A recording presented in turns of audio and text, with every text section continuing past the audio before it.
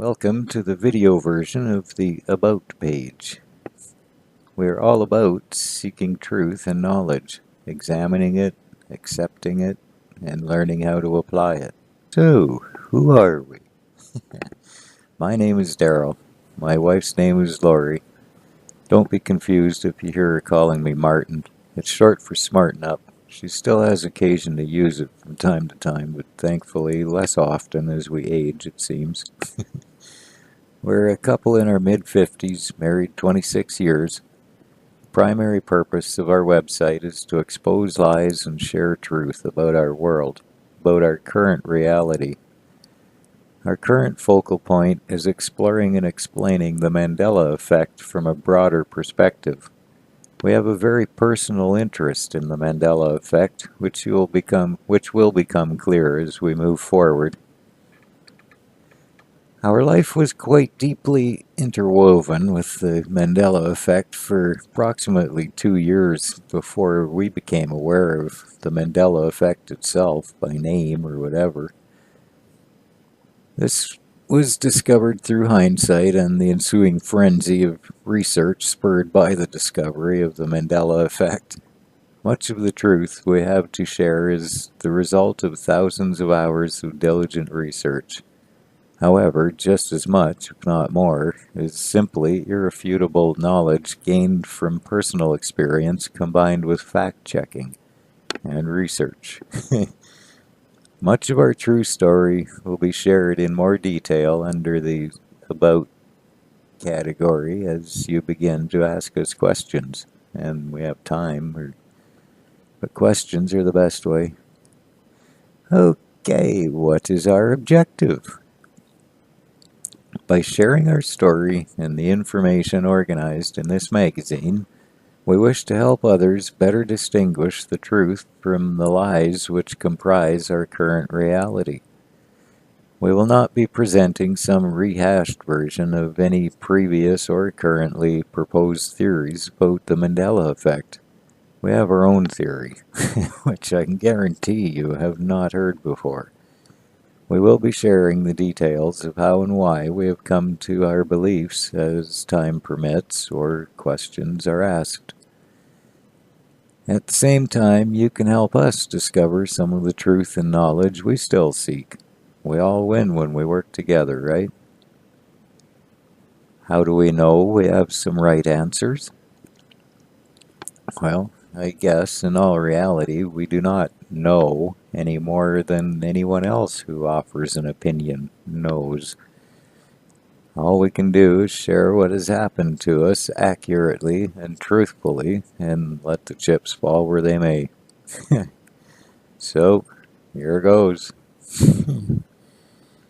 In August 2014, while seeking God's advice on personal matters, a fellow showed up, introduced himself as Ty, don't know the spelling, didn't ask him, and he claimed to be the one true original creator. Rather than talk about the matters we had asked of, he asked us to stop bowing to him and to stop calling him God or Jesus. He said they were myths and asked us to inform our friends, family, and church that religions and holy books, all a hoax, designed to hide him from us. Imagine 40-plus year Christians out there seeking God, and he shows up in person and tells us this? Imagine snapping your head around that. I wonder our life went a little weird for a bit. Anyways, he also asked if we could tell them to stop praying and start talking with him like me and Laurie had for years. He also asked if, we had always done as he had asked, and he had been faithful to us even when we had his name wrong. He promised us he would prove our words, so we did as he asked.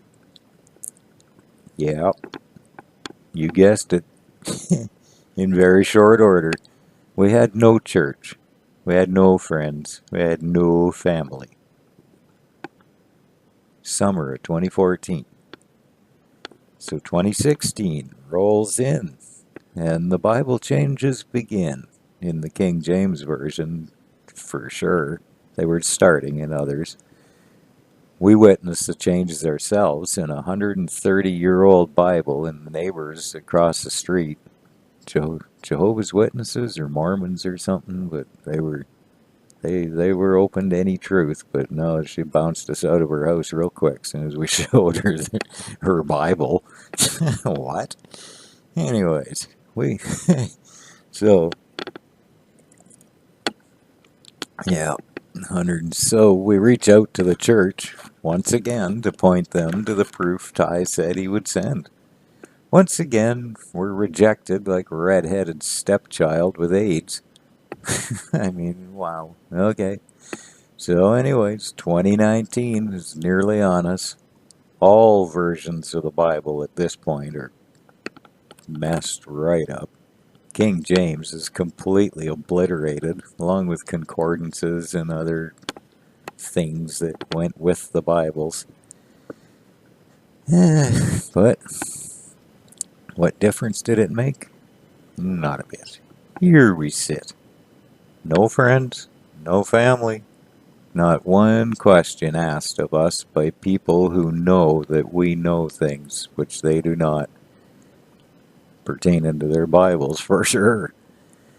It really sucks that there's shame and embarrassment. I don't know what else would be holding them back at this point, but it's likely to cost them their very lives at the hands of the very people that their God is trying to save them from. Religion. Religion itself is the grand deception, the strong delusion that they're all waiting for, and they cannot see it. Too much walking by faith and not by sight. Too much compromise in the lives of most Christians I knew. God could not be real with them because they would not be real with Him. It's that simple.